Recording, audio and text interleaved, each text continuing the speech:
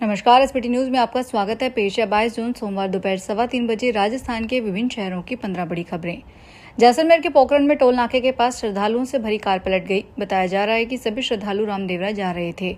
गाड़ी जब रामदेवरा फलोदी मार्ग के पास पहुंची तो बेकाबू होकर पलटी। हादसे में 3 लोग घायल हुए। घायलों को 108 एम्बुलेंस से पोखरण जिला हॉस्पिटल पहुंचाया गया। इनमें से एक शख्स जेठाराम की हालत काफी बिगड़ गई। जेठाराम के उपचार के दौरान मौत हो गई, जबकि 2 अन्य घायलों का उपचार जारी है। कार में सवार सभी श्रद्धालु जोधपुर जिले के मथानिया गांव के निवासी बताए जा रहे हैं। राजस्थान माध्यमिक शिक्षा बोर्ड के नवनियुक्त अध्यक्ष हनुमान सिंह राठौड़ ने आज सोमवार को पदभार ग्रहण कर लिया। वे परिवार सहित यहां पहुंचे। बोर्ड में ढोल धमाकों के साथ माला साफा पहनाकर स्वागत किया। पदभार ग्रहण करने के बाद राठौड़ ने कहा कि उनकी यहां चल रही व्यवस्थाओं को कोई बदलाव की इच्छा नहीं है, बल्कि उनमें सुधार कर अच्छा करने का प्रयास करेंगे। सबसे बड़ा काम राष्ट्रीय शिक्षा नीति को सुचारू रूप से लागू करना है। इसे लागू करने में बोर्ड की सबसे बड़ी भूमिका है। उसके लिए पाठ्य पुस्तकें भी चाहिए, अध्यापकों का प्रशिक्षण चाहिए और सबका मन बनाना है। भारत में चल रहे मानसून सीजन की शुरुआत काफी चिंताजनक रही। भारतीय मौसम विज्ञान विभाग के अनुसार यह 46% की कमी है। इस शुरुआती कमी से खेती, जल स्रोतों और किसानों के लिए आने वाले महीनों में चुनौतियां पैदा हो सकती है। मानसून की इस कमजोर शुरुआत ने पूरे देश की चिंता बढ़ा दी है। आईएमडी के अनुसार इस वर्ष राजस्थान में मानसून की एंट्री में देरी और कम बारिश की आशंका को लेकर अल नीनो इफेक्ट को जिम्मेदार बताया है। अल नीनो के प्रभाव से अगले एक पखवाड़े में प्रदेश में गर्मी के तेवर तीखे रहने के पूर्वानुमान है। आईएमडी के अनुसार इस साल जून के आगामी दिनों में अल नीनो की तटस्थ स्थिति बन रही है।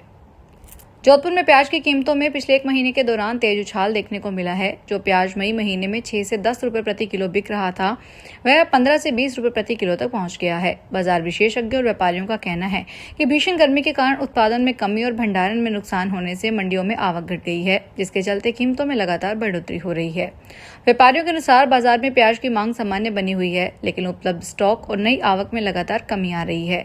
मांग और आपूर्ति के बीच बढ़ते अंतर के कारण कीमतों में तेजी देखने को मिल रही है। कोटा शहर में वाहन चोरों के हौसले इस कदर बुलंद हैं कि अब पुलिस थाने के आसपास भी वाहन सुरक्षित नहीं रह गए। ताजा मामला अनंतपुरा थाना क्षेत्र का है, जहां घर के बाहर खड़ी एक बाइक को चोर महज 30 सेकंड में चोरी करके ले गया। पूरी वारदात सीसीटीवी कैमरे में कैद हो गई। पूर्व पार्षद सोनू धाकड़ ने बताया कि अनंतपुरा थाना क्षेत्र में स्थित दीनदयाल उपाध्याय नगर में रविवार देर रात करीब 1 बजे घर के बाहर खड़ी मोटरसाइकिल को चोर कुछ ही सेकंड में चोरी करके फरार हो गया। अयोध्या राम मंदिर में चढ़ावा चोरी की जांच कर रही स्पेशल इन्वेस्टिगेशन टीम यानी एसआईटी आज सीएम योगी आदित्यनाथ को शुरुआती रिपोर्ट सौंप सकती है। जानकारी के मुताबिक एसआईटी ने जांच का डेटा 7 पेन ड्राइव में सेव किया। 6 दिन की जांच में 150 संदिग्धों के नाम सामने आए हैं, जिनमें से 25 लोगों पर कार्रवाई हो सकती है। एसआईटी मामले में आज या कल में एफआईआर भी करवा सकती है, जिसमें चंपत राय के करीबी राम शंकर यादव उर्फ टिन्नू और अनुकल्प मिश्रा समेत ट्रस्ट के पदाधिकारियों को नामजद किया जा सकता है। मौसम में बार बार हो रहे बदलाव और मानसून के आगामी मौसम को देखते हुए स्थानीय चिकित्सा विभाग और अस्पताल प्रशासन पूरी तरह सतर्क हो गया है। आगामी दिनों में बारिश के साथ पनपने वाली मौसमी बीमारियों के संभावित खतरों से निपटने के लिए कोटा के सबसे बड़े अस्पताल एमबीएस में बंदोबस्त किए जा रहे हैं। अस्पताल के उप अधीक्षक कर्णेश गोयल ने बताया कि अभी क्षेत्र में भारी या लगातार बारिश नहीं हुई है। इसके कारण मौसमी बीमारियों का प्रकोप फिलहाल नियंत्रण में है। अस्पताल के सभी संबंधित वार्डों को पूरी तरह से अपडेट कर दिया गया है। मरीजों के इलाज के लिए दवाइयों का पर्याप्त स्टॉक है।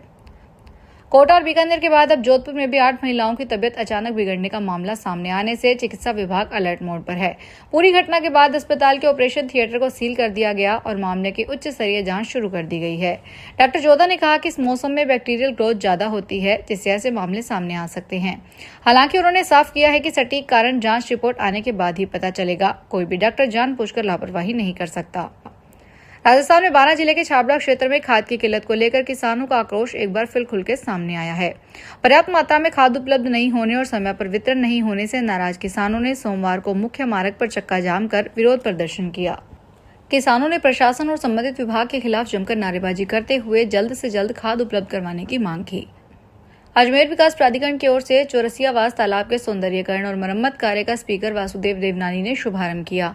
यहां 5 करोड़ 13 लाख रुपए की लागत से पाथवे लाइटनिंग गार्डन का निर्माण कार्य होगा। देवनानी ने कहा कि यह कार्य क्षेत्र के सौंदर्यीकरण, पर्यावरण संरक्षण और जन सुविधाओं के विश्वास की दिशा में एक महत्वपूर्ण कदम साबित होगा।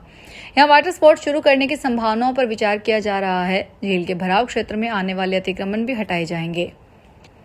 सरकार ने प्रदेश के सबसे बड़ी भर्ती संस्था राजस्थान लोक सेवा आयोग के अध्यक्ष की तलाश तेज कर दी है। अध्यक्ष पद की रेस में 2 वर्किंग और 2 रिटायर्ड अफसरों के नाम चल रहे हैं।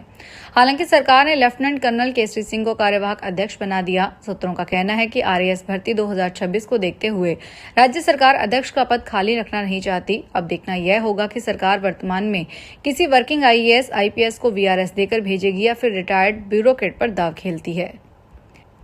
बीकानेर के पीबीएम अस्पताल में भर्ती पिता के जल्द स्वस्थ होने की मन्नत को लेकर कोडमदेसर भैरव मंदिर जा रहा एक परिवार हादसे का शिकार हो गया। हादसे में परिवार के मुखिया घनश्याम दास की मौके पर मौत हो गई, जबकि बाइक पर सवार मिहिर महात्मा ने भी दम तोड़ दिया। दुर्घटना में 3 पदयात्री गंभीर रूप से घायल हो गए। जानकारी के अनुसार अस्पताल में भर्ती श्याम सुंदर उपाध्याय के स्वास्थ्य लाभ की कामना को लेकर उनकी बेटियां स्वाति और महक, पुत्र चिराग, फूफा घनश्याम दास तथा रिश्तेदार सोनू पैदल कोडमदेसर भैरव मंदिर जा रहे थे। उदयपुर के सवीना थाना पुलिस ने राहगीरों और महिलाओं को निशाना बनाकर मोबाइल, बैग और पर्स झपटने वाली गैंग के 3 शातिर बदमाशों को गिरफ्तार किया। पुलिस ने गैंग से जुड़े 2 नाबालिगों को भी डिटेन किया। पूछताछ में आरोपियों ने शहर में 10 अन्य वारदातों को अंजाम देना स्वीकार किया है।